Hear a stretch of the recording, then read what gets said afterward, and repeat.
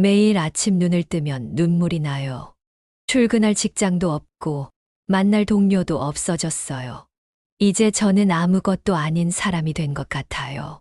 지난 주말 서울 양재동에 사는 67세 김미영님의 이야기를 들었습니다. 30년간 다니던 회사를 은퇴하고 단 3개월 만에 심각한 우울증을 겪게 되었다고 합니다.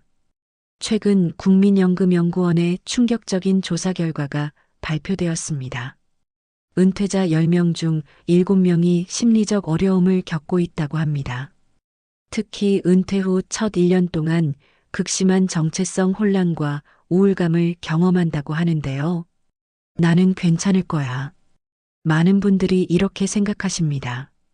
하지만 통계는 냉정합니다.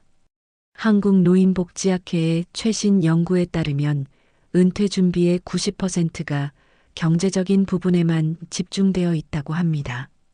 그러나 실제 은퇴 후 겪는 어려움의 80%는 비경제적인 문제였습니다.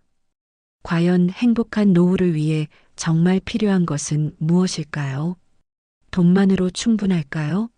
오늘은 제가 만난 수많은 은퇴자분들의 사례와 최신 연구 결과를 바탕으로 진정한 노후 준비의 비밀을 나누고자 합니다. 오늘 첫 번째로 나눌 이야기는 마음의 여유입니다. 대전 둔산동에 사는 69세 박종철님은 5년 전 대기업 임원으로 은퇴했습니다. 그는 부족함 없는 연금과 충분한 퇴직금이 있었지만 은퇴 후 2년 동안 깊은 우울감에 시달렸다고 합니다. 하루아침에 모든 게 바뀌었어요. 매일 아침 정장을 입고 회사에 가던 제가 갈 곳도 할 일도 없어졌죠. 책상 앞에 앉아 있는 제 모습이 그립더라고요. 아내는 제가 자꾸 예민해지고 짜증을 내서 힘들어했어요. 많은 분들이 박종철님처럼 은퇴 후 정체성 혼란을 겪습니다. 국민연금연구원의 조사에 따르면 은퇴자의 67%가 심리적 어려움을 겪고 있다고 합니다. 특히 직장에서 높은 직위에 있었던 분들일수록 이런 증상이 더 심각하게 나타납니다. 하지만 여기서 주목할 점이 있습니다. 한국노인복지학회의 김영수 교수는 노년기 삶의 질은 물질적 풍요보다 정신적 성숙도에 더 큰 영향을 받는다고 지적합니다. 실제로 은퇴자 심리상담 전문가 박정민 박사의 연구에 따르면 변화를 자연스럽게 받아들이는 은퇴자들의 우울증 발병률이 50%더 낮은 것으로 나타났습니다. 박종철님은 우연히 참여한 동양철학 강좌에서 인생의 전환점을 맞이했습니다. 그곳에서 원중해고라는 말을 배웠다고 합니다. 피할 수 없는 어려움을 순리로 받아들이는 지혜입니다. 처음에는 그저 시간 때우기로 시작했어요. 그런데 매주 철학 강의를 들으면서 제 마음이 조금씩 변하더군요. 은퇴가 끝이 아니라 새로운 시작일 수 있다는 걸 깨달았습니다. 서울대학교의 최근 연구는 이러한 수용적 태도가 노년기 정신건강의 핵심 요소임을 밝혔습니다. 특히 회자 정리의 가르침처럼 모든 만남과 이별이 자연스러운 것임을 받아들일 때 마음의 평화를 찾을 수 있다고 합니다. 현재 박종철님은 주 3회 동양철학 스터디 모임을 이끌고 계십니다. 그는 재행무상과 구부득고의 가르침을 통해 집착을 내려놓는 법을 배웠다고 합니다. 이는 현대 심리학의 수용, 전념 치료와도 맥을 같이 하는데 미국 노년학 저널에 따르면 이러한 수용적 태도를 가진 노인들의 삶의 만족도가 평균 30%더 높았다고 합니다. 이제는 아침에 일어나면 감사한 마음부터 듭니다. 직장은 없어졌지만 제가 찾은 새로운 즐거움이 있어요. 매주 철학 모임에서 만나는 분들과 이야기를 나누며 더 깊어진 삶의 의미를 발견하고 있죠. 시니어 심리상담사 이영희 선생님은 마음의 그릇을 비우는 연습이 필요하다고 조언합니다. 매일 10분씩 명상을 하거나 감사의 길을 쓰는 것만으로도 큰 변화를 만들 수 있다고 하는데요. 실제로 이런 활동에 참여하는 노인들의 우울감이 크게 감소했다고 합니다. 물론 이러한 변화가 쉽지는 않습니다. 수십 년간 쌓아온 습관과 생각을 바꾸는 것은 시간이 필요한 일이죠. 하지만 작은 것부터 시작하면 됩니다. 아침에 일어나 깊은 숨을 3번 쉬며 하루를 시작하는 것부터 시작해 보는 건 어떨까요? 두 번째로 나눌 이야기는 시간 활용입니다. 성남시 분당구에 사는 71세 이정숙님의 이야기로 시작해 보겠습니다. 중학교 교사로 30년을 보내고 은퇴한 이정숙님은 처음 6개월을 지옥 같은 시간이었다고 회상합니다. 아침에 눈을 뜨면 제일 먼저 드는 생각이 오늘은 또 뭘 하지? 였어요. 학교에서는 1분 1초가 아까웠는데 은퇴하고 나니 시간이 너무 많은 거예요. 하루가 1년처럼 길게 느껴졌죠. 이정숙님의 경험은 결코 특별한 것이 아닙니다. 대한노인회의 최근 조사에 따르면 은퇴자의 78%가 시간 활용을 가장 큰 고민거리로 꼽았습니다. 하루 24시간이 너무 길다는 응답이 절반을 넘었죠. 하지만 이정숙님의 인생은 우연한 계기로 180도 바뀌게 됩니다. 동네 도서관에서 우연히 보게 된 시니어 도예교실 포스터가 그 시작이었습니다. 처음에는 그저 시간 때우기로 시작했어요. 흙을 만지는 게 낯설었지만 점점 재미를 느끼기 시작했죠. 한 달 뒤에는 제가 만든 작품을 집에 가져왔는데 손주가 할머니가 만든 거냐며 신기해하더라고요. 그때의 뿌듯함이 아직도 생생해요.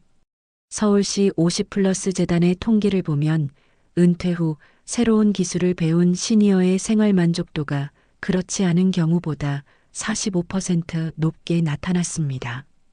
특히 손을 사용하는 창작 활동은 치매 예방에도 효과적이라고 합니다. 이정숙님은 현재 도예를 전문적으로 배워 작은 공방을 운영하고 있습니다. 주 3회 시니어 도예 강사로도 활동하시는데 수강생 중 절반이 은퇴자라고 합니다.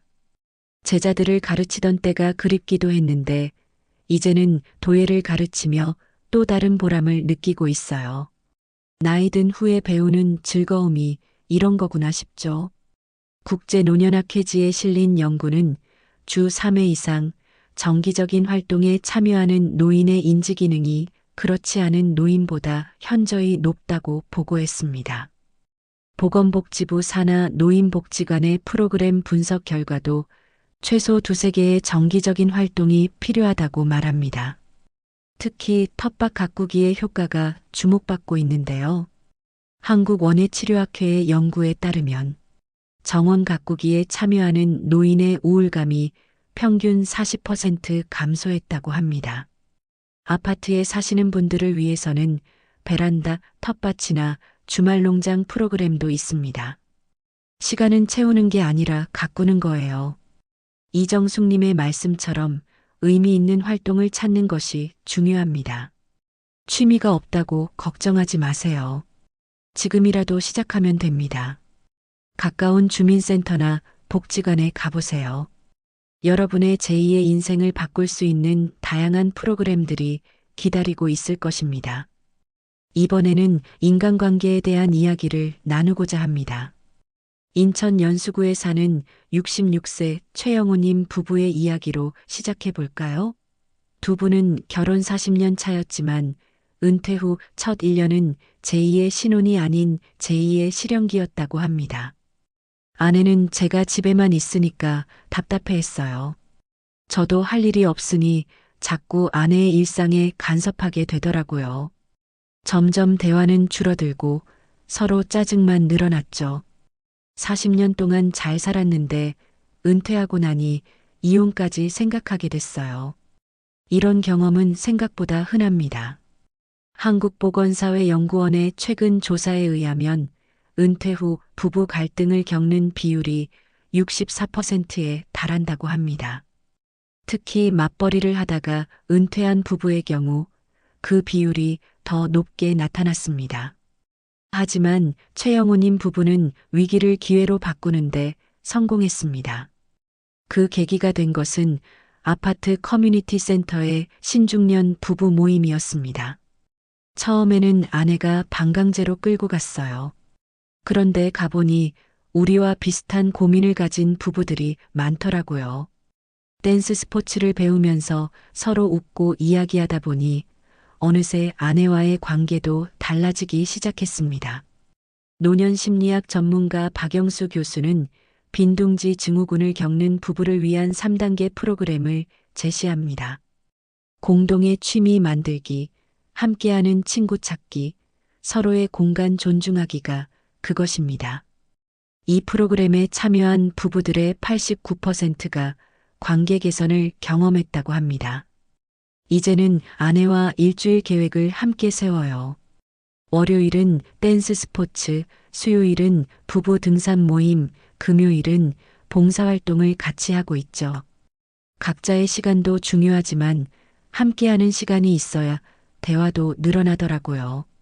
서울시 50플러스 캠퍼스의 신중년 커뮤니티 참여자 분석 결과를 보면 정기적으로 모임에 참여하는 시니어의 고독감이 비참여자보다 60% 낮은 것으로 나타났습니다.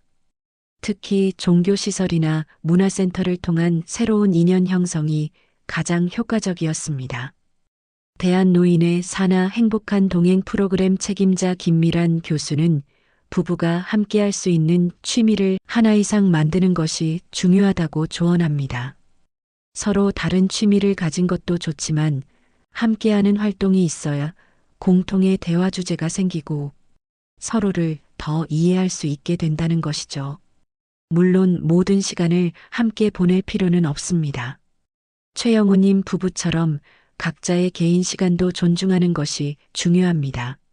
아내분은 매주 화요일을 나의 날로 정해 피아노를 배우러 다니고 최영우님은 목요일마다 바둑 동호회에서 시간을 보내십니다. 은퇴 후의 삶이 걱정되시나요? 혼자가 아닌 함께라면 두렵지 않습니다. 이제는 아내와 더 많은 이야기를 나누게 되었고 새로운 친구들도 생겼어요. 인생의 황금기는 지금부터라고 생각합니다. 이제 네 번째로 가장 중요한 건강에 대해 이야기를 나누고자 합니다. 부산 해운대에 사는 73세 강대현님의 이야기를 들려드리겠습니다. 대기업 공장장으로 은퇴한 강대현님은 3년 전 심각한 건강 위기를 겪었습니다. 정기검진을 미루고 미뤘어요. 바쁘다는 핑계로 10년 넘게 건강검진을 받지 않았죠. 어느 날 갑자기 찾아온 심장마비. 그때 깨달았습니다. 아무리 돈이 많아도 건강이 없으면 소용없다는 걸요. 국민건강보험공단의 충격적인 통계를 보면 정기검진을 받지 않는 60대 이상의 중증질환 발병률이 정기검진을 받는 분들보다 35% 높다고 합니다. 예방의학 전문의 이정훈 교수는 노년기 건강의 80%는 관리에서 결정된다고 강조합니다. 강대현님은 건강을 되찾기 위해 특별한 선택을 하셨습니다. 아파트 베란다에 작은 텃밭을 만들고 근처 공원에서 반려견과 산책을 시작한 것입니다. 처음에는 의사 선생님 말씀대로 운동을 해야 한다는 생각으로 시작했어요. 그런데 이게 웬걸요? 매일 아침 텃밭에 채소를 가꾸고 반려견과 산책하는 시간이 하루 중 가장 행복한 순간이 되었습니다. 세계보건기구 WHO의 연구에 따르면 규칙적인 운동을 하는 노인의 치매 발병 위험이 40% 감소한다고 합니다. 특히 하루 30분의 걷기만으로도 심혈관 질환 위험을 25% 줄일 수 있다고 하네요. 더욱 놀라운 것은 서울대학교 의과대학 노년내과의 최신 연구 결과입니다. 반려동물을 키우는 노인의 스트레스 호르몬 수치가 평균 30% 낮았고 실제로 반려견과 산책하는 70대의 우울증 발병률이 일반 노인보다 현저히 낮았다고 합니다. 지금은 아내와 함께 텃밭을 가꾸고 있어요. 상추, 고추, 방울토마토. 직접 기른 채소로 만든 음식을 먹을 때면 그렇게 뿌듯할 수가 없어요. 손주들이 할아버지 텃밭 구경 온다고 하면 더 신이 나죠. 한국영양학회의 조사에 따르면 텃밭에서 직접 기른 채소를 섭취하는 노인들의 영양 상태가 더 양호한 것으로 나타났습니다. 서울시농업기술센터는 이러한 효과를 인정해 시니어 농부 프로그램을 확대 운영하고 있습니다. 강대현님은 현재 아파트 단지 내 건강 100세 모임의 회장을 맡고 계십니다. 매일 아침 15명의 회원들과 함께 공원을 산책하고 주말에는 텃밭 가꾸기 노하우를 나누는 모임도 진행하고 계시죠. 나이 들수록 건강은 덤이 아닌 필수입니다. 하지만 재미없는 운동이나 엄격한 식단 조절은 오래 지속하기 어려워요. 저처럼 즐기면서 할 수 있는 방법을 찾는 게 중요합니다. 전문가들은 강대현님의 사례처럼 생활 속에서 자연스럽게 실천할 수 있는 건강관리 방법을 추천합니다. 무리한 운동보다는 가벼운 산책부터 시작하고 점진적으로 활동량을 늘려가는 것이 좋다고 하네요. 건강해야 진정한 황금빛 노후를 즐길 수 있습니다. 지금이라도 늦지 않았어요. 오늘부터 시작하세요.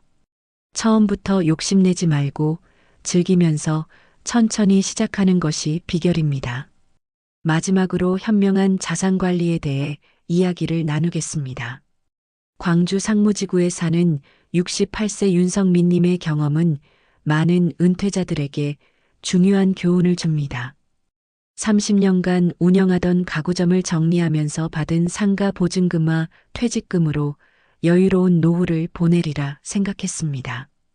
고수익 투자라는 말에 넘어갔어요. 원금 보장에 월 수익률 5%라고 해서 너무 솔깃했죠. 땀 흘려 모은 2억을 투자했는데 결국 사기였더군요. 그때의 좌절감은 말로 표현할 수 없습니다. 한국금융연구원의 충격적인 보고서에 따르면 은퇴자의 42%가 윤성민님처럼 무리한 재테크로 원금 손실을 경험했다고 합니다. 특히 최근에는 코인이나 주식 투자로 노후 자금을 날리는 사례가 급증하고 있습니다. 하지만 윤성민님은 위기를 기회로 바꾸는데 성공했습니다. 금융감독원의 시니어 금융교육 프로그램에 참여하면서부터였습니다. 거기서 만난 김경희 노후 재무설계 전문가의 조언이 제 인생을 바꿨어요. 은퇴 자금의 70%는 안전자산으로 운용하고 20%는 중위험, 나머지 10%만 공격적으로 투자하라고 하시더군요. 실제로 금융감독원의 분석에 따르면 이런 균형 잡힌 포트폴리오를 유지한 은퇴자들의 자산 보존율이 그렇지 않은 경우보다 평균 35% 높았습니다. 지금은 매달 들어오는 임대료의 절반은 적금에 넣고 나머지는 소소하게 배당주에 투자하고 있어요. 수익률은 낮지만 마음이 편해요. 밤잠 설치며 주식 차트 들여다보던 때보다 훨씬 행복합니다. 대한은퇴자협회의 연구 결과는 더욱 흥미롭습니다. 은퇴 전부터 지출 조정을 연습한 가구의 노후 적응도가 그렇지 않은 경우보다 2배 이상 높았다고 합니다. 윤성민님은 요즘 한 달 살기 노하우 강의를 진행하고 계십니다. 본인의 경험을 바탕으로 합리적인 소비 습관을 가르치는 일이죠. 매주 5만 원씩 문화생활 통장에 모아두었다가 공연도 보고 여행도 다녀와요. 절약만 하다 보면 우울해지거든요. 계획적인 소비가 중요합니다. 국민연금공단의 노후준비 성공 사례 분석을 보면 은퇴 5년 전부터 계획적인 준비를 시작한 사람들의 만족도가 가장 높았습니다. 특히 한 달에 한 번이라도 가계부를 쓰는 습관이 중요하다고 강조합니다. 돈 관리의 핵심은 욕심을 버리는 거예요. 높은 수익률보다는 안정적인 수입, 무리한 절약보다는 합리적인 소비가 중요합니다. 100세 시대에는 마라톤처럼 페이스 조절이 필요해요. 지금까지 행복한 노후를 위한 5가지 이야기를 나눠보았습니다. 서울 양재동 김미영님의 우울한 은퇴 생활이 기억나시나요? 그녀는 지금 동양철학 모임에서 만난 친구들과 매주 텃밭을 가꾸며 제2의 인생을 살고 계십니다. 이제는 매일 아침이 기대돼요. 텃밭에서 키운 상추로 점심도 해먹고 오후에는 철학 모임 친구들과 차도 마시며 이야기꽃을 피워요. 은퇴가 끝이 아닌 새로운 시작이 될 수 있다는 걸 이제야 알았습니다. 우리는 흔히 노후 준비하면 돈만 생각합니다. 하지만 진정한 행복은 마음의 여유에서 시작되어 의미 있는 시간 활용, 따뜻한 인간관계, 건강한 생활 습관, 그리고 현명한 자산 관리가 조화를 이룰 때 완성됩니다. 오늘 제가 나눈 이야기가 여러분의 인생에 작은 도움이 되길 바랍니다. 지금 당장 할 수 있는 것부터 시작해 보세요. 마음 편한 산책 한 번, 오랜 친구와의 통화 한 번, 작은 화분 하나를 키우는 것부터라도 좋습니다. 이 영상이 도움이 되셨다면 구독과 좋아요, 알림 설정도 함께 해주시면 감사하겠습니다. 댓글로 여러분의 이야기도 꼭 들려주세요. 여러분의 경험이 누군가에게는 큰 희망이 될 수 있습니다. 다음 영상에서 더 유익한 내용으로 찾아뵙겠습니다. 감사합니다.